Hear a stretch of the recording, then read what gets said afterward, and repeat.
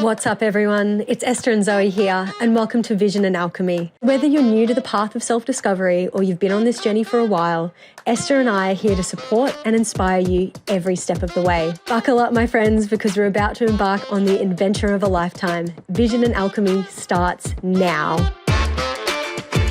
Hey everyone, Esther here from Vision and Alchemy. We're about to embark on a special journey with a 2-part episode.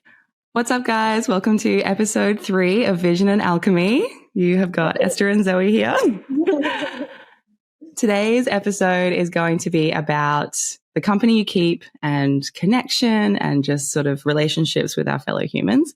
And I'll just like a little precursor. Zoe has put me in the introduction hot seat, which is a really big thing for me because, and it's also very sweet of Zoe because she knows that I have been really wanting to work on my throat chakra and I have some, I guess, fears around this kind of thing. And I thought if I'm just honest about my little kind of giddiness inside up front, that will help me feel I'm actually shaking right now. Yeah. Do you reckon it takes the power away because you're like, I've put it out there, like takes any shame away and you're just like, I'm really fucking nervous because we're putting ourselves out there. So we are. Yeah. So and I feel right now too. Oh my God.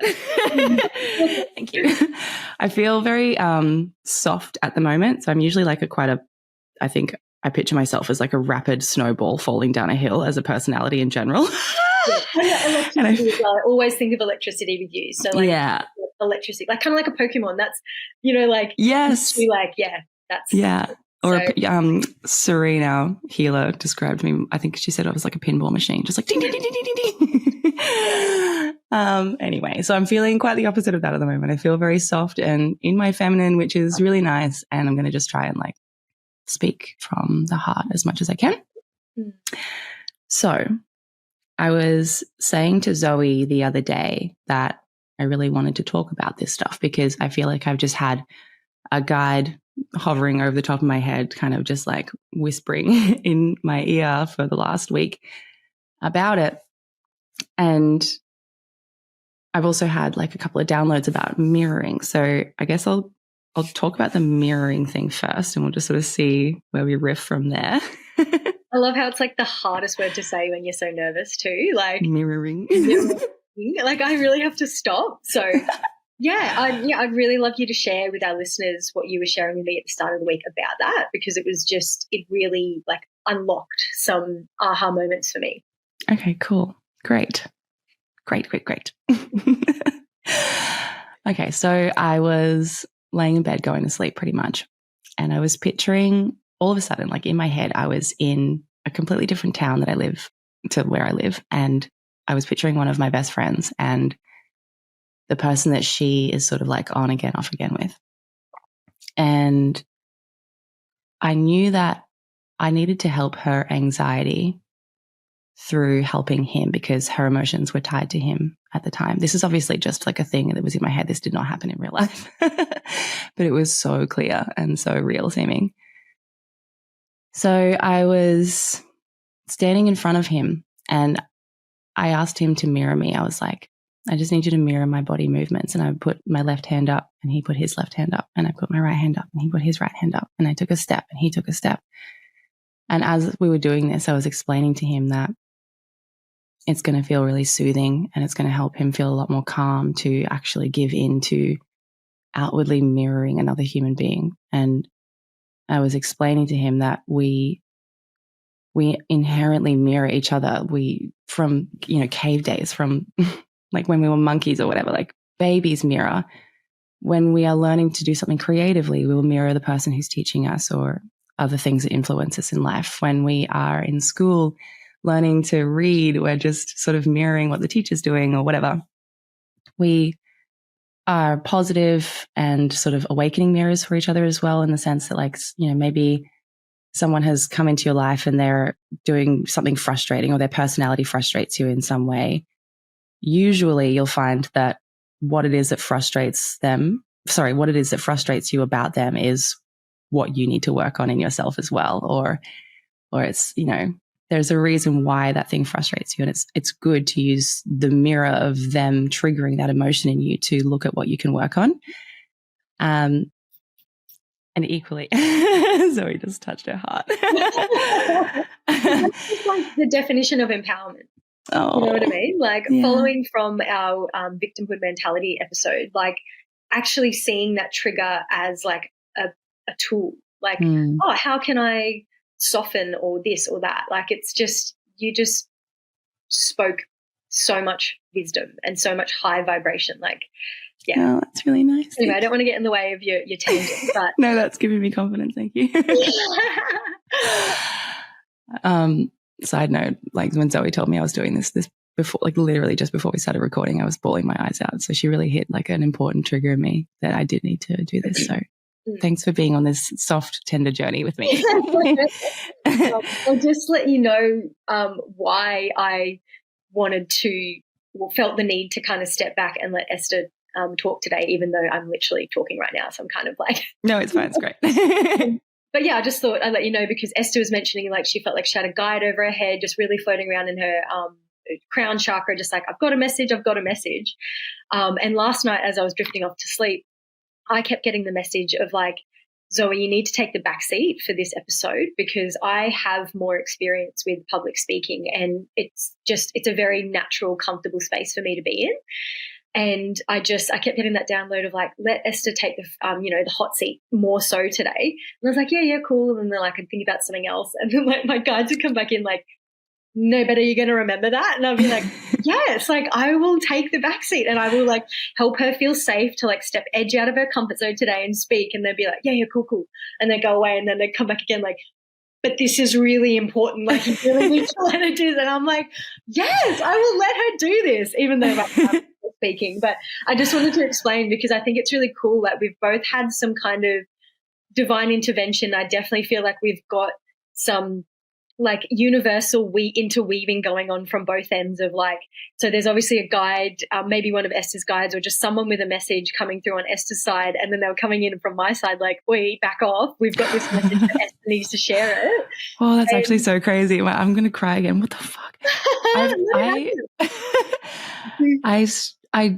I'm not like, I don't cry very much. This is new for me. And I've been wanting to lean into vulnerability and stuff and just being open. But I think it's a really big sign when we're super on the right track and on the right path. And when something like that happens, like what you just said then about our guides, like both like interweaving the situation. So it happens like this. And when you told me that I was going to be doing this, like I cried then. And then just then when you said that about our guides, I was going to cry again for a second. And I feel like my body has this very physical response to like yeses. Like, yes, that is so right. Like when you were saying that, there's a thing in my body was just like 100% that's what's happening right now. And I felt. Yeah. Well, that's a Money Gen thing for human design listeners. Money Gens always have the full body fuck yes. So that's probably that cool. like experience that you're having. Oh, that's really beautiful. Yeah. And yeah, today's episode is about the company you keep, and Esther is just the best friend that you could ever have. So that's why I was like, oh, that makes sense. Like where they've jumped in and asked you to jump in the hot seat, because I learned so much about how to deepen my connections with people and be a better friend purely by being your friend, but then observing how you're treating like your trusted circle and other people in our life, like mutual friends. So yeah, so I just wanted to jump in and let you know, because we've both had a bit of divine intervention. I definitely feel like there's like some orchestrating puppetry going on behind the scenes of like why this needs to happen. So yeah. All right, I'll sit down and shut up now, even though I'm already sitting down, but I'll shut up. How do I sound? Wonderful. Okay. Buttery. Great. I just keep saying the word buttery because that's what your voice sounds like. Thank you. So I think that yours sounds buttery too. Maybe I was just thinking maybe that's why you're kind of in your feminine now, like feeling in your feminine, because one, that usually means we're more intuitive. So we're in so masculine, feminine. When you're in the yin, you're more in a receivership. So I think you're in your feminine because you're going to channel this message, but then also your voice is just a lot softer. And I just think this is just going to be such a like therapeutic episode for everyone. It will. Yeah. Oh, that's so nice. Especially me. Thank you. I feel like this is huge for me. Yeah. So your voice just sounds incredible. And whenever you're ready, take the lead. Let us know how you feel about everyone and our connection to life and the world and how we're treating each other. What do we need to know? Well, I think that this is a deep knowing that everyone already possesses. And I think that it just needs to be awakened in everybody. it's like that time when someone tells you something and you're like, of course. Like you're not like, wow, that's new information. You're like, of course. Yeah, you're like, I'm It's remembering. Like, yeah, it's like, I can't believe I didn't know that. But then you're like, I did know that. That's inside me. So yeah, I think it's just like one of those like deep knowings that we all need to kind of understand that we're all one. And I know that that's honestly such a cliche now, but if you can imagine like the universe or God or like whatever it is that you want to call like the source of everything, we're all just individual little kind of fragments of that, as if like it, like when they, star seeds or whatever, just imagine the galaxy exploded and we're all just like little stars, but we're on Earth. However you want to think of it, we're all just the same soul kind of split into 8 billion different human bodies. And when you think about doing something to either help or hinder someone else's day, you're essentially doing that to yourself. And you can really feel it when you start being of service to other people. Like you can feel that your life is getting better as well as theirs. It makes you want to do more. It makes Zoe's face making me so happy. Yeah, I'm crying because I feel like that with this podcast. Like it really just feels so nice to be of service. So yeah, that really hit the heartstrings. Oh, my heart. If you get the chance to watch this episode on YouTube, you should. If you like to watch people cry. I'm kidding. So yeah, anyway. So I think just as like the basis for what we're talking about, we all need to be a lot more understanding of each other. And this is like for like your friends, your family, your strangers, like anyone that you come across in life, even someone that's done something bad, having the understanding about why that person might have behaved that way is so incredibly helpful for your own life, because like you just don't need to walk around carrying something that's happened, however long ago that you're just holding on to because you're upset. And you don't need to walk around carrying the energy of that person. You don't need to let them live in your brain rent free, because that's only going to keep you exactly where you are in your life. And if you want to grow and develop as a person, having some understanding for the way that other people behave and putting yourself in their shoes is a really important exercise, because it helps you let go of any kind of feelings of like ownership of that situation. Like you don't need to take it on. You can just let it slide off you. You don't need to absorb that person. You don't need to be mean to them either. And their attitude towards you is their own thing. And like, I know that's easier said than done, but when we can understand why someone has done something, we can understand that that has nothing to do with us. And that I think is an empowering thing. It also helps us have way more compassion for each other. We are able to see that someone's coming from a place of hurt if they're not being friendly, or if they're really stressed out and they just like have no time for you and they have no time for anyone around them, and their aura is horrible and it's cloudy and muddy, and you just look at them and you're like, for me, all I can see is just a product of the society that we live in. Like I used to, someone's energy would be horrible and they'd walk in and I would be like, oh my God, just felt so instantly affected by it, and be like, oh, that person's like bringing me down, because my energy's always been so open.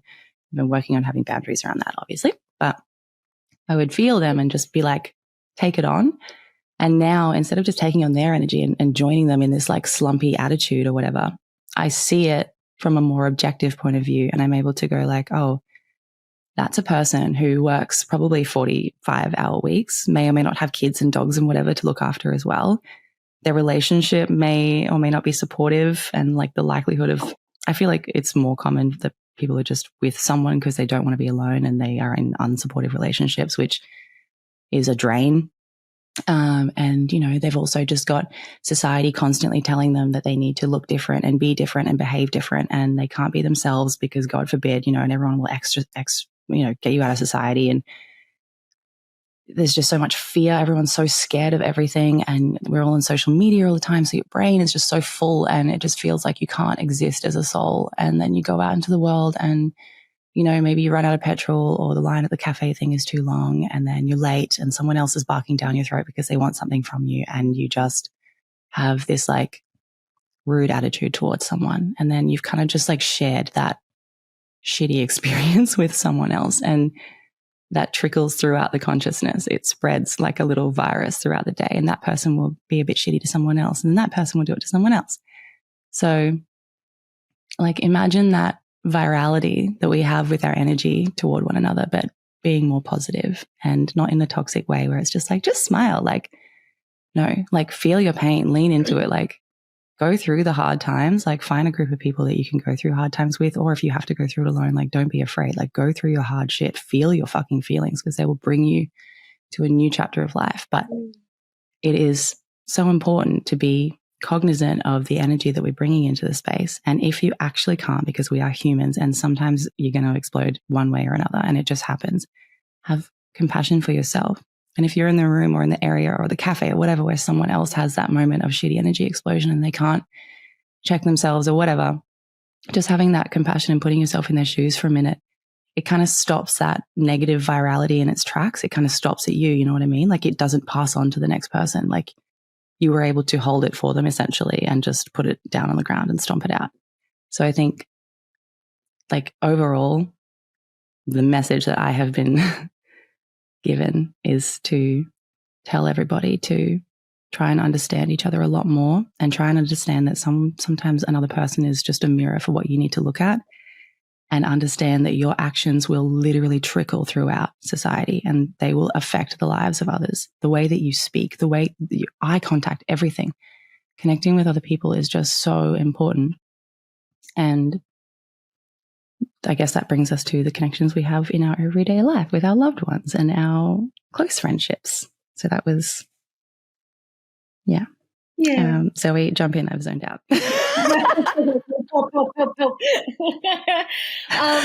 Yeah, well, two things that came through for me just then when you were just absolutely sharing the most beautiful wisdom. I think that's just such a strong message and such a beautiful reminder for all of us. You know, like you said, it's so cliche, but just to be kind to each other, basically. It's like more important than we think. Like, yeah. I was just saying that being kind to each other is so much more important than we think. Like it's actually super important right now. Like it's now more than ever. Yeah.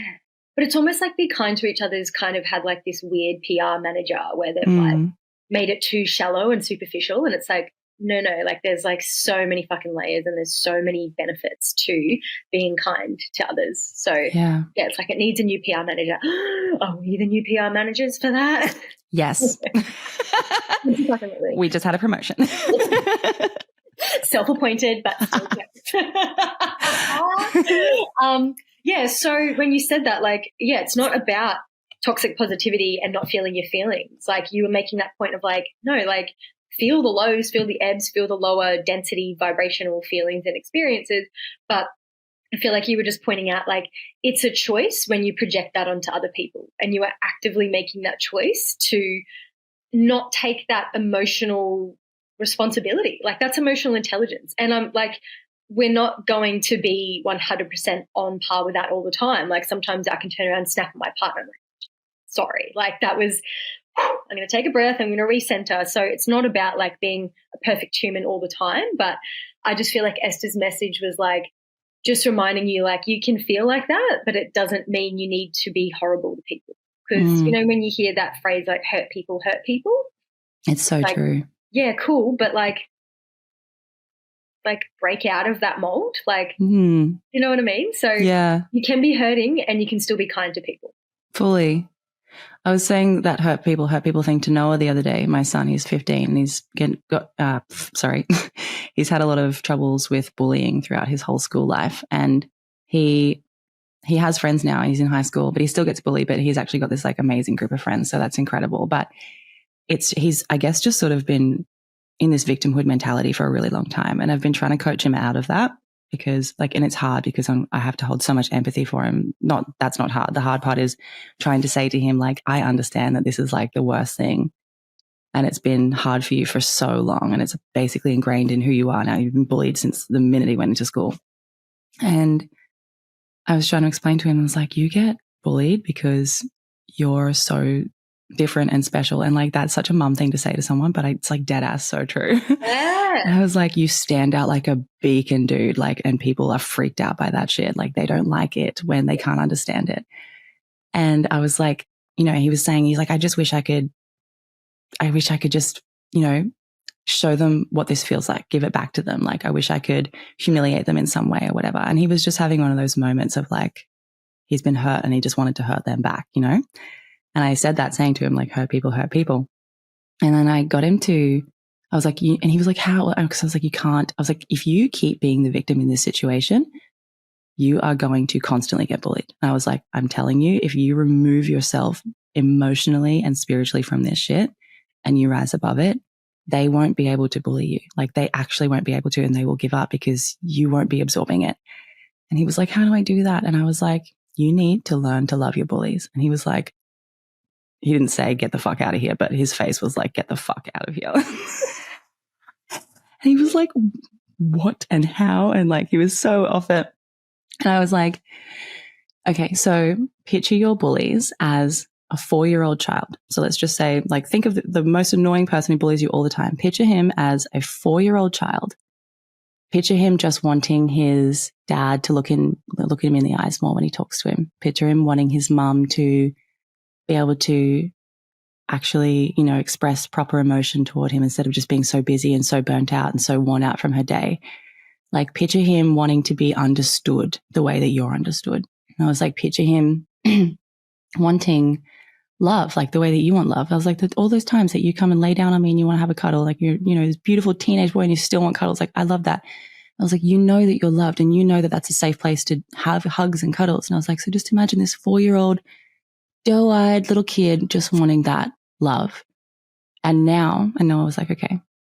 And now picture him having the opposite of all of that. Just picture his mom being too busy to look him in the eye and talk to him. His dad is always at work and his parents are fighting because the economy's, going through a thing and it's really hard. Or maybe his parents aren't together, or maybe one of them is in jail. Like, you just don't know what their life entails.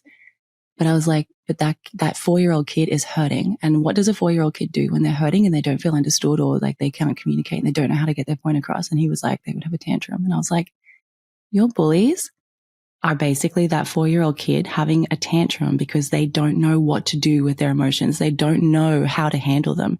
They don't have the emotional intelligence that an adult has or that you have. And I was like, you've been around so many adults in your life. You expect these young people to be able to process everything at the rate of an adult, but that's not the way that they think, and they don't know how to do that. So I was like, you need to picture that as a 4-year-old little baby angel who just wants love, even when they're bullying you, Noah, because you will eventually have compassion for them. And that compassion will help you rise above all of this and you won't be bullied anymore. And he was like, oh my God.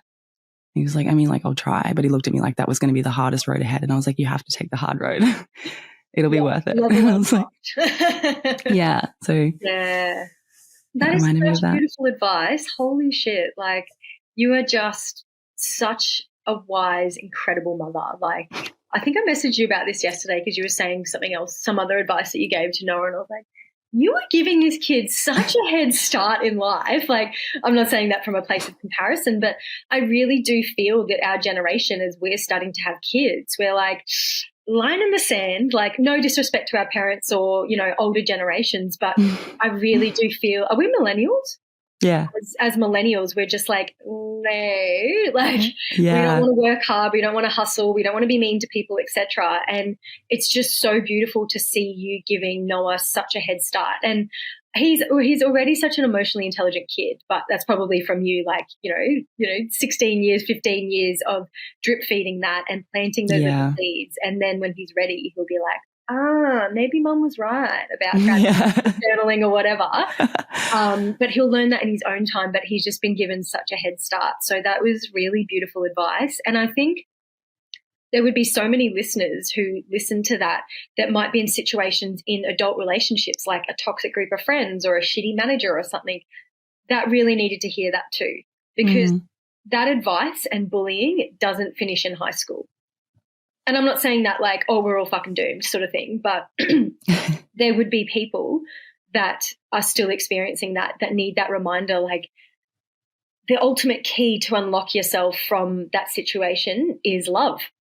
Yeah. Love is always the answer. Oh my God, we're being so cliche this episode. I know. How millennial love of really us. is the answer. I think Love Actually talks about it. I love that movie. It's a great movie. Love is all there is, or whatever they say. But legit, like, there would be so many people in Noah's situation as well that are like, oh shit, I have to be the bigger person, like lead by example. And love is just the highest, most potent frequency to be on. So and I think there's like a really big difference between just being, I know you weren't necessarily meaning this in like the literal sense, just being the bigger person and just being like acting as the bigger person and just trying not to let someone affect you or whatever. I think there's a difference between that, which is a normal thing. Like, you know, everyone's like, okay, someone's being mean to me. All right, I'll be the bigger person and just, you know, not react or not stoop to the level and argue or whatever. But essentially in my mind, that's just an ego positioning point. So it's like your ego is like, okay, well, I'll come out on top, or I'll sound more intelligent, or I'll sound like I'm more in power if I just, you know, don't rise to the argument with this person and I am being the bigger person, quote unquote. But if you add in like the actual intention of understanding that human being and having compassion for them, that is a whole other level. And that is truly like the essence of being like taking the high road. So it's not about like being a bigger person or a better person or whatever. It's about understanding that you and that person are the same. And to help yourself in that situation, you help them. And if you can't actively help them, because sometimes you just can't help people, the best you can do is genuinely try to understand them and empathize with their situation. But also, side note, if you're around someone that's like super toxic and you're in an environment that is quite literally affecting your energy and your sleep and you're thinking about it all the time and it doesn't leave your brain, like, I obviously like take this with a grain of salt because everyone has different circumstances in life and you can't just like listen to what some chick on a podcast says and fucking action it. But like, get out of there. Be elsewhere. If you can get away from things that affect your energy like that, oh my God, remove yourself. But if you can't, then yes, like have compassion as much as you can. Exactly. And you can love people from afar, you know, like, you know, say the first example that popped into my mind is, say you're in a romantic relationship, but that person can't meet you at the level that you're at right now, maybe with emotional intelligence, or they're still struggling, or just, you know, their priorities and their value system just doesn't line up with yours, but they're struggling because of that. Just say you need to break up with them. You might feel guilt about that, like, oh, I'm leaving them high and dry, like, you know, I suck, whatever. But relationships aren't rehab centers. You know what I mean? Like, just because you might be at a different level of love or compassion or whatever. And again, this isn't a comparison like Mario Kart, like I'm level 50, you're level 2 or whatever. But it's okay to acknowledge the contrast in where someone's at. Say if you're in a romantic relationship, or this doesn't have to be romantic, that's just the idea that came into my mind. But you would probably feel some guilt from ending that relationship, but you can love someone from afar. You know what I mean? Like, you don't have to live and breathe their experience if they are struggling with something, because that maybe this is coming from a people pleasing lens, but we keep thinking we always have to like save people and help people. But also there's a point where you need to set a boundary for yourself and realize you can't interrupt people's karma. Yeah, or their lessons. They need to go down that road to hit rock bottom to learn all the lessons to come back up. And that's that situation where you're like, I feel like I don't want to interrupt their karma. I need to put myself first, and I'm going to love them from afar and send them love, send them compassion, send them light from afar. That's so important. It helps your own energy so much too. And then you can get on with the things that you need to be doing, like for your higher self and your purpose, instead of like being bogged down trying to help someone lift them up when it's like it feels like the right thing to do at the time. But then you look back when you're drained and exhausted and they're like a little further along for sure because you helped them, but you're then left picking up your energy pieces and trying to restore yourself. And it's like, wow, you could just save that time and energy. And yeah, if we were all a little bit better at recognizing when we need to step back from that, that'd be amazing. Because I think it automatically we think we're selfish for wanting to put ourselves first, and it's not. And you know, obviously the theme of this podcast is, you know, supporting each other to walk our own paths. And as you start walking your own authentic path and upgrading and diving deeper into your spiritual development, these situations will come up a lot. That's why we've got this episode, The Company You Keep, because the company you keep will rapidly change as you start walking this path. And, oh my God. you know, like we've both lived Yes. and breathed it. And like Esther and I have helped each other through kind of trimming the fat, you know, of misaligned relationships, friendships, like your professional, personal, everything, you know, and just being like, oh my God, like I've got growing pains again. I have to like. Yeah. And stepping out of that like people pleasing realm as well, and stepping into like who you actually are as a person, and just sort of doing that, I guess, really helps you identify the people in your life that you just had there because you thought you had to be a certain kind of person or whatever. And how much, like, when you start to look at your relationships like that, you're like, wow, like, do I even respect these people? Like, do I want to look back when I'm 80 and be proud? Like, would I be proud of hanging out with these human beings, or would I find it a large waste of time? And that kind of, like, it sounds horrible, and it's not to say that, you know, those people are bad people or anything like that. It's just like sometimes we are in a position in life where we're supposed to actually let go and just sort of step outside of who we thought we were and into something completely unknown and new. And that comes with letting these relationships fall away and allowing new ones to come in. And when you create space by doing that, the most amazing relationships literally just come and find you. It's so crazy. Like, and what you said before, actually, no, you go. No. It made me think of this realization I had earlier this year. I was in the shower thinking about my friend Sonia, and love you, Sonia. Yeah, I love you. I was thinking about how like I miss her, but I also feel like I'm still so involved in her life, but I'm also not. So for a bit of a backstory, like Sonia and I met in 2020 and we became close really quickly, like same as you and me, Zoe.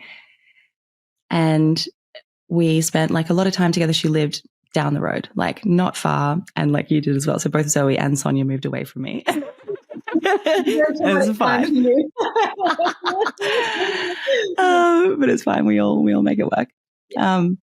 So anyway, so she's living, 4 hours away now. And I was thinking about how when she first moved away, we were still very much on the same chapter. Like she and I were going through the same kind of motions of helping each other with like self-confidence, with stepping into like even like stronger manifesting powers, and really sort of just helping each other get out into the world in a way that felt right for us at the time. And like, I'll always be really grateful for that.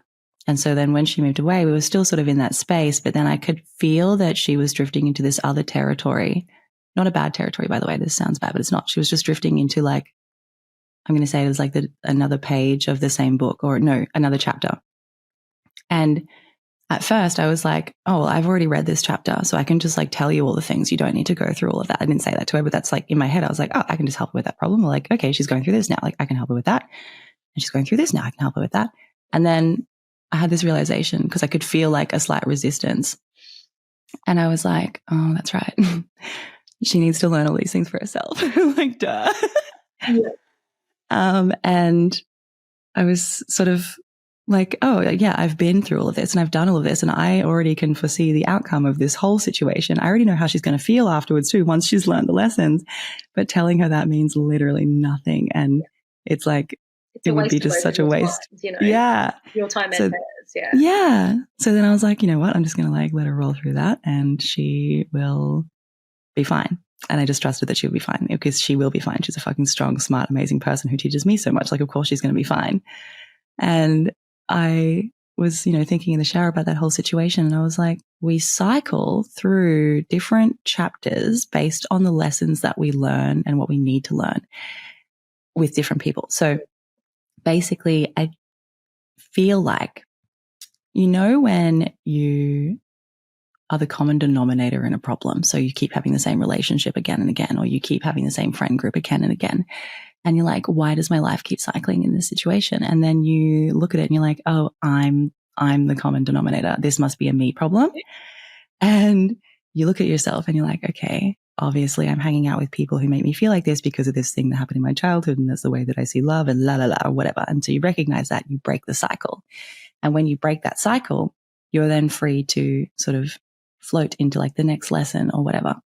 And when we're doing that, cycle breaking, lesson learning, page turning, I feel like the universe just shoves people into the chapter that we're in who we need to sort of be around at the time, like someone who's going to help us learn the lessons that we need to learn, someone who's also going through that, someone who's on the same journey. Maybe they're a couple of steps behind and they need your help, or maybe they're a couple of steps ahead and they can help you, or maybe they're going through identical things basically. And you're like, wow, it's so nice to have someone who understands me entirely. I really, really, really feel like the universe just puts these people onto the same page as you or in the same chapter as you. And then you'll learn the lesson or whatever it is. You'll break the cycle. You'll break through the next level, and you'll still have these like beautiful connections with these people if they're good for you, and you'll keep them in your life. But sometimes they will then float off to learn a different lesson on a different chapter with someone else. And that's not to say they won't come back. It doesn't mean that they won't be in the same chapter as you again one day. Like they will. I've had friendships that have been around for like 12 years now, and we've floated in and out of the, fucking same book sometimes. Like, I think it's just important to know that when you have a good friendship that's meaningful and deep and full of shared sort of love and compassion and experience and knowledge and everything, sometimes they will be close and in your life all the time, and other times they won't. And in the times that they won't, rather than being like, oh, do they not like me as much? Or, oh no, like a connection's failing, or like whatever, maybe look around and be like, what lesson is it that I'm actually supposed to be learning myself? And who else is around me who would be going through this thing? And I feel like when you start to look around like that, you find that there's this group of people that are just like waiting for you basically with open arms, whether they all know each other or not. Like there are people who are on your chapter and they're going to help you through it. Yeah. Yeah. I feel like in my experience, if someone's at the start of kind of this journey, is one of the biggest piece of advice in the realm of like the company you keep is don't be afraid of the seasons. You know what I mean? Like you're never actually going to be alone. And I suppose like an indication of if you're feeling like, oh shit, like should I be how much energy should I put into this friendship or etc., is if you're just feeling like a bit of an alien, like in their company or in their presence. And I'm not saying go and find people who are on the exact same path as you. Like I've got friends that have got multiple kids, and including Esther, and it doesn't mean we can't relate. Like it's not about finding people in that same situation, but if you're just feeling a bit isolated or a bit like an alien in their company, or the conversations can't really dive so deep, that might just be an indication that like, okay, cool. Like we're not in a season of making this friendship, like needing to put too much there. And just don't be afraid of those seasons. Like if you guys kind of fork off, like in Esther and Sonia's example, it doesn't mean they're still not the best of friends. Like I can definitely vouch for them being so close and loving. Yeah, we were FaceTiming last night for ages. Like love her guts. Like we still keep in touch, but I just know that we're in different chapters, and that is chill. Yeah, they're so chill. And then the other thing I wanted to say was when you mentioned like a few minutes ago that like you've got to create those space for new people to come in. That's actually a universal law. So you know how you like the law of attraction and the law of action and stuff. There's a law that basically is nature arbors a vacuum. So this is in, I think maybe quantum realm. But basically this law is stating that if there is space for something, the way that nature and quantum physics works is it will fill that with something. So in the example of the company you keep, how can you expect to call in new friends and new connections if you are not creating the space, say, in your time and energy and focus and schedule, even like on the weekends, to go out and meet those people? If you keep putting time and energy into that old group of friends, or the relationship that's misaligned, or the job that's misaligned, how can nature cannot arbor a vacuum because you're not creating the vacuum? You know what I mean? Like if you got a shitty old car but you want a new one, sometimes if you've been looking and looking and looking for a car and can't find one, if I had a client that asked me like about that, I'd probably be like, I think you need to get rid of the old car, because sometimes we need to send that message to the universe. Like I am creating space for you to bring me this thing. the new car or the new friends or whatever. So I just wanted to mention that universal law, because don't be afraid about creating space for something you're calling in.